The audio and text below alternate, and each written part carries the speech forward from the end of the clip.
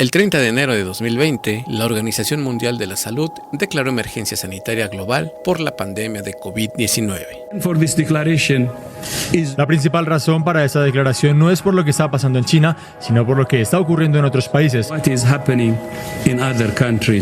3 años, 3 meses y 5 días después, o sea, el 5 de mayo de 2023, la organización dio por finalizada esta emergencia.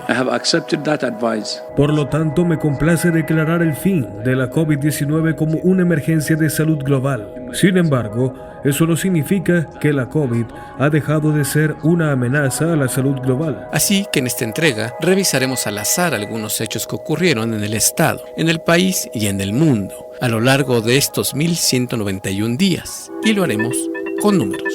Hablemos con números. Tengo más amigos con COVID que con familia funcional. Tengo más amigos con COVID que con RFC. Tengo más amigos con COVID que con estabilidad emocional. Tengo más amigos con COVID que con relaciones estables. Tengo más amigos con COVID que con Spotify Premium. Tengo más amigos con COVID que exes que te han engañado. Tengo más amigos con COVID que con estudios terminados. El SARS-CoV-2 es el 7º coronavirus que afecta al hombre. Han destacado al menos 6 variantes: Omicron, Delta, Gamma, Beta, Alfa y Lambda. En el país, en 3 años de emergencia sanitaria, la variante dominante es la Omicron, puesto que aparece en 4 de cada 10 muestras analizadas, según el portal de vigilancia del virus del gobierno federal. El domingo 17 de noviembre de 2019 estaría marcado como el día del primer caso en el mundo de coronavirus. El paciente cero sería una persona de 55 años, de la provincia de Hubei, en China. Esto se conoce porque un medio chino tuvo acceso a información confidencial de las autoridades de Beijing. De pronto salió una enfermedad allá por China. Nunca volvieron a abrir los bares. Manteníamos un putómetro de distancia. Engordamos como marranas todas. Se despellejaron mis manos por tanto alcohol gel. La pandemia de COVID ha dejado más de 765 millones de diagnósticos y 6.9 millones de muertes a nivel global, de acuerdo con el recuento oficial, aunque la propia Organización Mundial de la Salud eleva la cifra a 20 millones de vidas perdidas en relación a la enfermedad.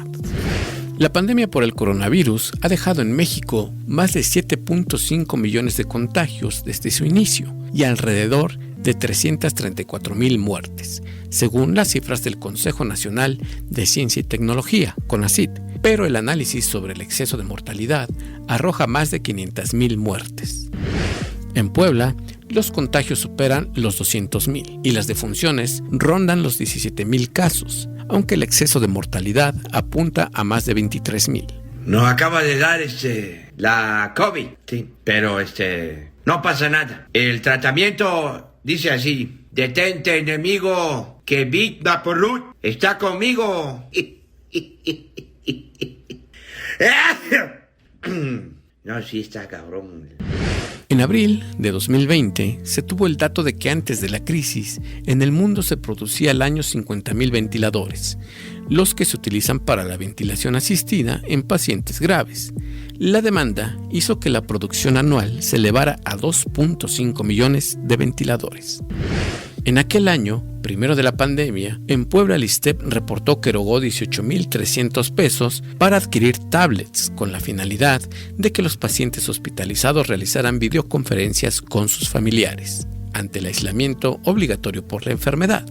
Al menos 9 vacunas han estado disponibles en el país para contrarrestar al SARS-CoV-2. Pfizer, Astra, Sputnik, CanSino, Janssen, Moderna y Abdala. Hola, ¿cómo estás? Yo soy Moderna y soy tu vacuna. Soy una vacuna muy buena, tengo el 94.1 de eficacia. Además, aunque parece que tú no sales de Naucalpan, conmigo puedes viajar por todo el mundo, así, por todos lados. No tengo restricciones.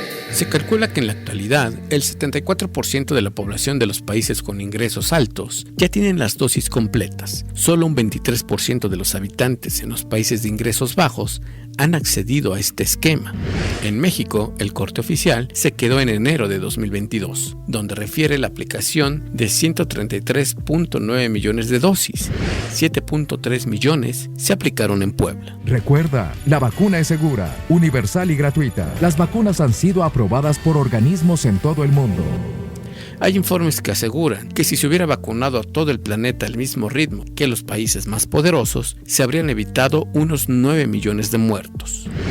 El Centro para la Investigación de las Corporaciones Multinacionales, con sede en Holanda, informó en febrero de este 2023 que las 7 principales empresas farmacéuticas que han comercializado las vacunas lograron ingresos por $90,000 millones en 2021 y en 2022. En este orden, Pfizer-BioNTech, $40,000 millones, Moderna, $20,000 millones, Sinovac, $19,000 millones, AstraZeneca, $4,000 millones, Johnson & Johnson, $2,400 millones y Novavax, $1,100 millones.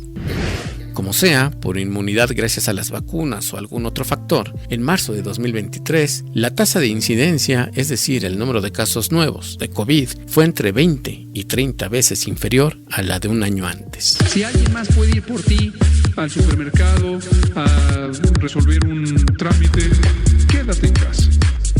Quédate en casa. Quédate en casa. En 2020, el año en que la pandemia de COVID sorprendió al mundo y gran parte estuvo confinado, 1.3 millones de nuevos usuarios se unieron a las redes sociales cada día, es decir, 15 nuevos usuarios cada segundo, según We Are Social y Hootsuite. Por cierto que durante la emergencia sanitaria, Twitter se dedicó a etiquetar los mensajes engañosos sobre COVID-19 y a expulsar a los usuarios que persistían en difundir esa información errónea. Así, la plataforma habría suspendido a más de 11,000 cuentas. A nivel internacional, coronavirus fue lo más buscado en 2020 en Google. En México, aquel 2020, también la búsqueda más frecuente fue coronavirus. En el lugar 7 y 8, consejos sobre el coronavirus y síntomas del coronavirus.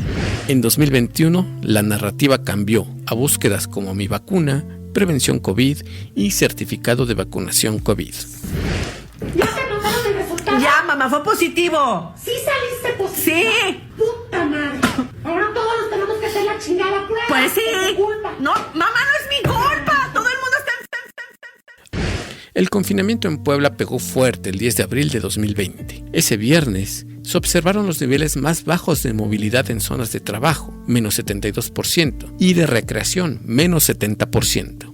En cambio, el desplazamiento social tuvo su mayor alcance el 23 de diciembre de 2021, con el 76% en almacenes de comida y supermercados. La primera temporada pintaba para ser una comedia. Se acabó el papel de baño y la cerveza aquí en el super jejeje. Pero por ahí de la segunda tercera temporada la serie se convirtió en un thriller psicológico donde cada capítulo era un puto déjà vu del anterior. La cuarta temporada jugó más con el género de terror.